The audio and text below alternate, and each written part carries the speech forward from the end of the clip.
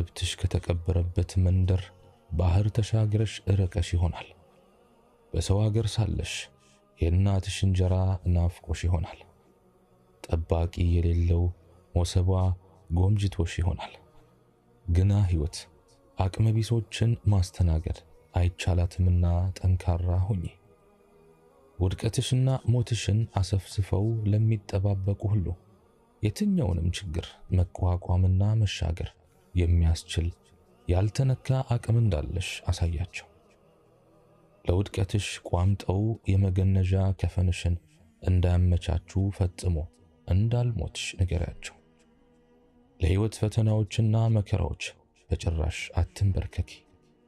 በጉጉት ስትጠብቂው የነበረው ህልምሽ ጨንግፎ በተጨባጭ ያላሰብሽው ሆኖ ሊመጣ ይችላል።